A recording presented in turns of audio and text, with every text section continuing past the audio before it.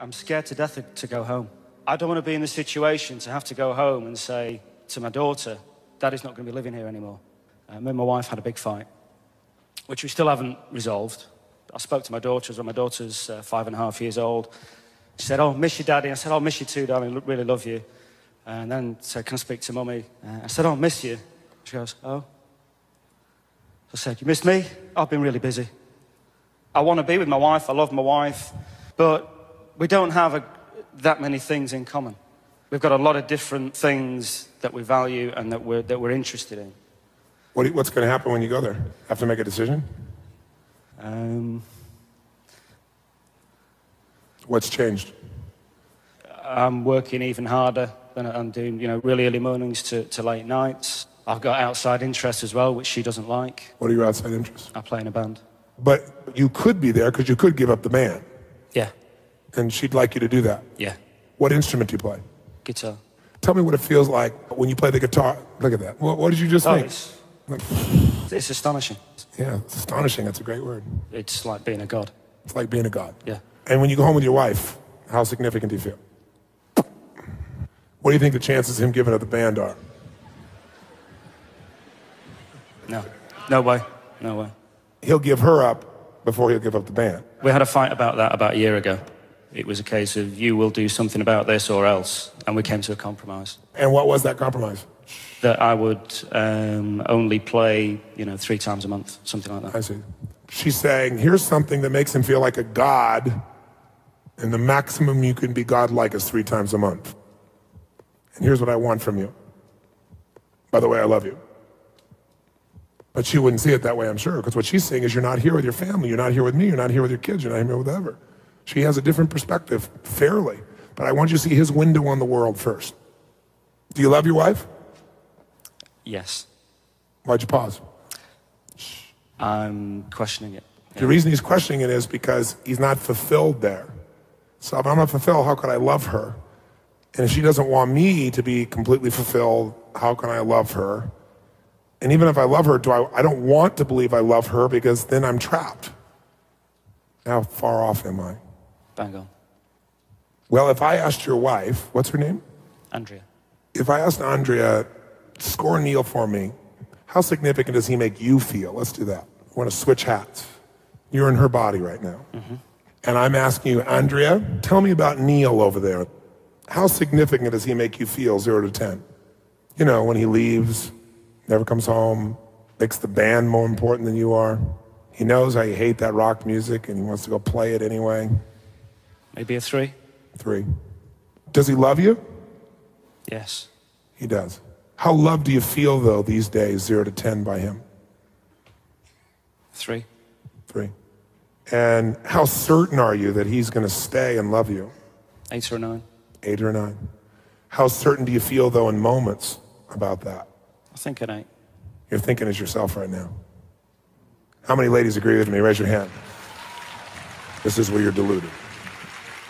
How much variety does he bring home to you? Surprise, desires, playfulness you don't expect, to serve you, to light you up. 0 to 10. 5. 5. How much you guys growing together? None. 0? 0. How much do you feel like he's trying to contribute to you? From your perspective, Andrea. Probably 0. So here's a man who wants to contribute nothing to you. On a 0 to 10 thinks you're a 3 in importance. On a 0 to 10 thinks you're a 3 of love. Give you a 5 of variety, but he's sticking around at an 8. What would you want to do to him, Neil, if you were her? Change him or get rid of him. Well, you're thinking like a man with a get rid of him part. He is the father of your daughter. Are you really going to just get rid of him? No idea. Yes, you do. Is he the source of your security financially? Yes. Are you going to get rid of him? He's No. the father of your daughter, and he's the source of your survival. Are you going to get rid of him? No. No. What are you going to do when you feel insignificant and unloved and uncontributed to and not growing with? What are you going to do? Make him change. Make him change. You're right. How are you going to do that? What tools do you have in your arsenal? Make him stay at home more often. How are you going to make him stay at home? Give him an ultimatum. Give him an ultimatum. What's the ultimatum say? It says you spend more time at home and you don't go off playing with the band. Or I leave. And take your daughter. With, yeah. Or, no, she'll probably say, or you leave. And I'll keep your daughter. Yeah. What's her nature? Not when you're frustrated with her, when she's feels herself, not when she's stressed. What's her nature? She's very creative in her own way. You know, she's into art, she paints. She doesn't do it often enough because she always says she's not good enough, even though I say, you know, the stuff you do is fantastic, let's put it up on the wall. You should sell this to a gallery, you should exhibit. Oh, I'm not good enough, I'm not good enough. But that's the female form. Women do that with each other. Oh, yes, you are. No, I'm not. Yes, you are. Oh, no, you're better. No, I'm not better. You're better. That's one downsmanship. She's begging for your attention. Yeah, which I give. I don't know, but she wants so much more. So do you like that nature, that artistic nature? Does that appeal to you? Yeah, I love it. In fact, isn't that part of your nature? If she follows it, but she represses it on herself. No, she's begging for you to be her man and show her the artist inside. She's begging for that. Goals in life. Her goals are to? No idea. I've no idea what her goals are. So you can't leave. You have no clue. You've been too focused on yourself, even though you're a good man. Until you've gone and given everything you have as a man to fill up those 6 needs with her at 10s, you can't walk away. Because you haven't done what's necessary, and you know it. That's why you're on the fence. Because if you'd really done everything, you wouldn't have left, because you're a smart man and you're a strong man. What does it take for her to feel loved? What is she really after in this life? You fill her up so much that she wants to give to you now, and she says, honey, go to the band, go do it twice a week. But you won't know until you give completely and totally. No holds barred. That woman needs to be lit up, and even if she wasn't the right woman for you, the next 90 days should be the greatest 90 days of her life, where never has a man given her more attention and focus and caring and love. And you tell her after those 90 days, this is what I need, honey. Can we make this work? And you'll know the truth at that point. What do you think? Fantastic plan. But first, fill her up like she's never been filled up, then decide. Give him a hand. Like I was very low on the list of priorities. Even though I would never admit that. But now it's completely switched around. So I just think it's amazing. We have a winner. And Sage. Happy Valentine's Day, everybody. Listen, we just want to reach out this week and remind you what you already know, and that is no matter how stressful your life can be, whether it be the economy or kids or your business, ultimately what makes you feel alive is love. Love and passion together. We're incredibly passionate about this subject, and you know, love is something that you certainly just don't take for granted, and something that you consciously create every moment, every day of your life. And we're proud to say that we have 12 beautiful years together. Yeah. So we're just here to share some fun tidbits with you. So it's actually our 12th anniversary, and one of the things that we found is we meet couples, and very often people say, you guys seem like, you know, you're newlyweds, or they'll ask us, did you guys just get married, which we're really proud of after 12 years.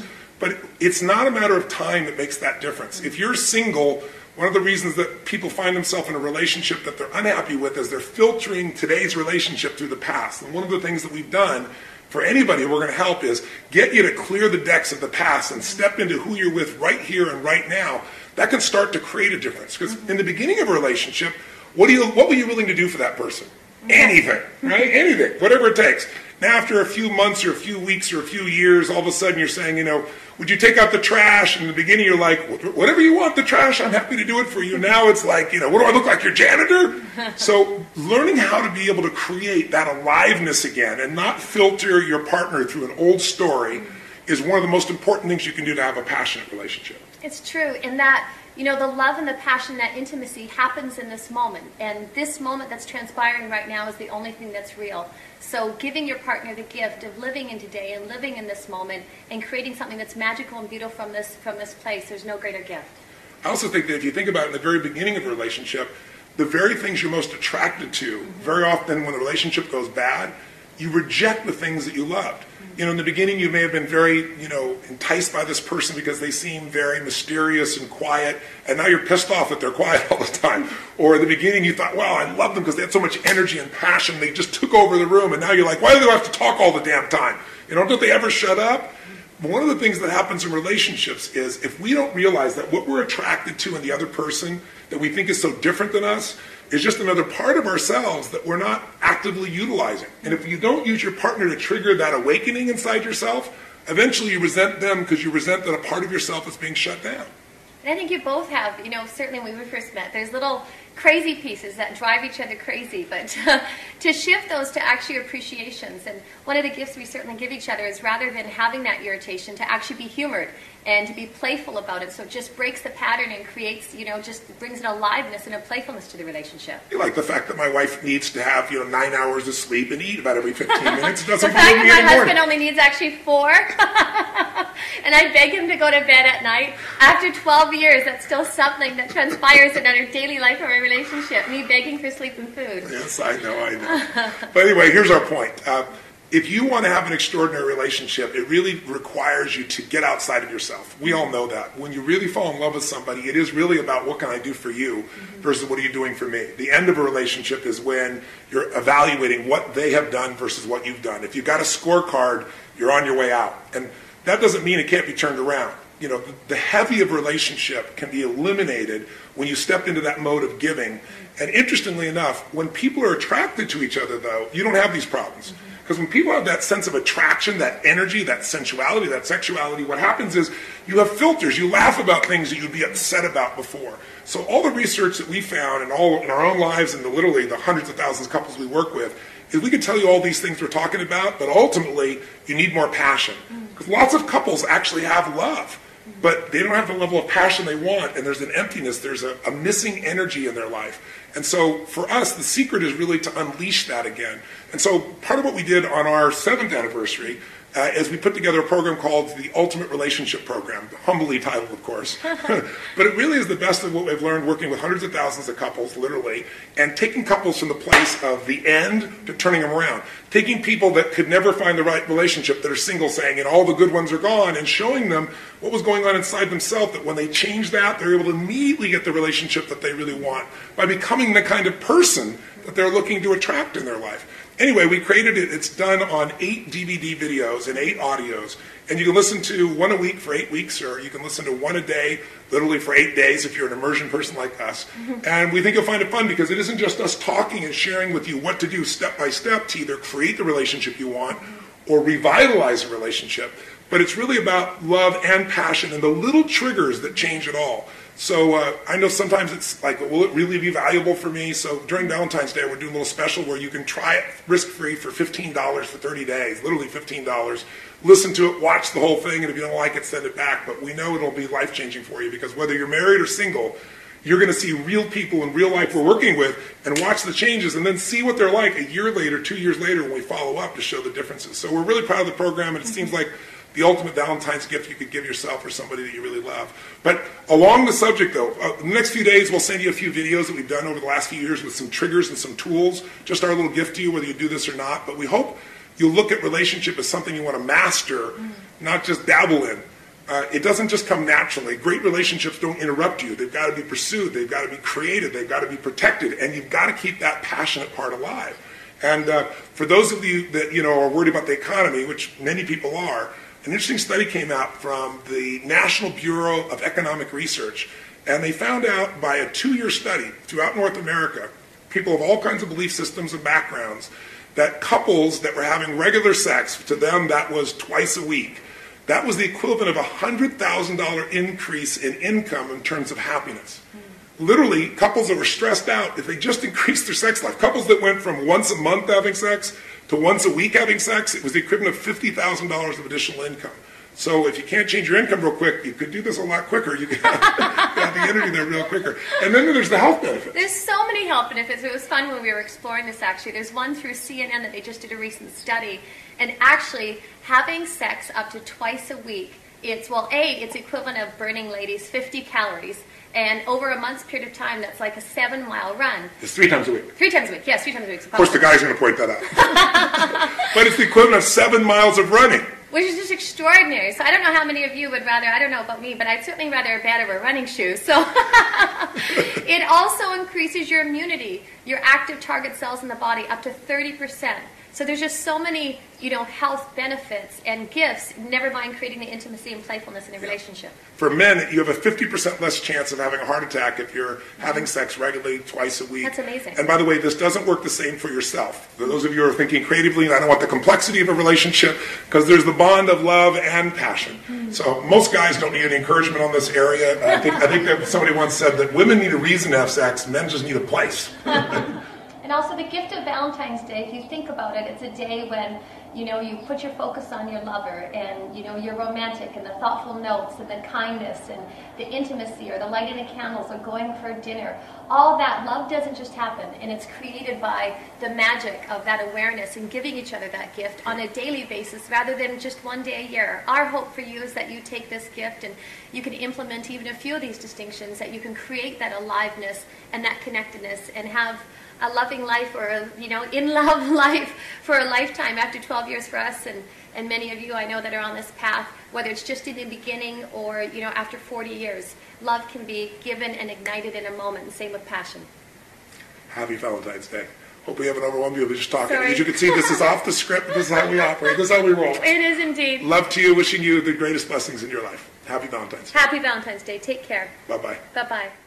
And they've gotten themselves in a place where it's a friendship, that pat on the back, a little kiss on the cheek, but there's not that aliveness anymore. And oftentimes we're told, well, that's what you're supposed to expect after a period of time.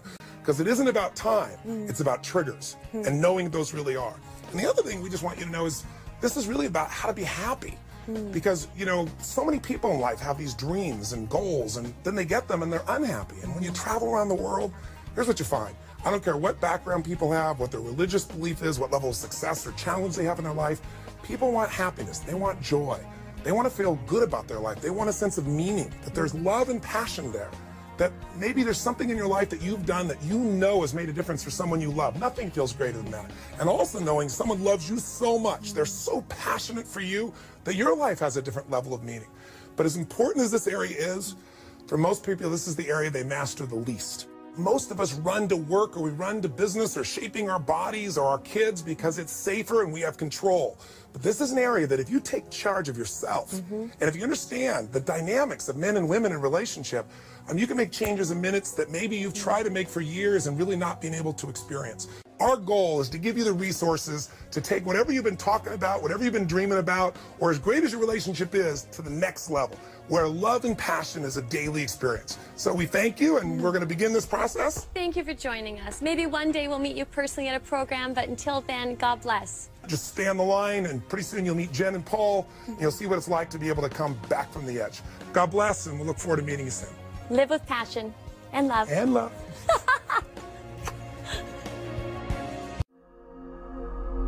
I'm sick, I'm fed up with feeling this way. It's unfair to her, it's unfair to me. You want to leave? How many good people do you know I want to be free of the pain on both sides. who have lost their marriage? You're afraid? Yes. What are you afraid of? That if I leave my wife, I'll lose my identity? You probably will. In fact, it'll be worse than that. Do you have kids? Yes. You'll feel them hating you at times. You'll lose a lot of money, more than you think. He's going to have another guy bring up his kids.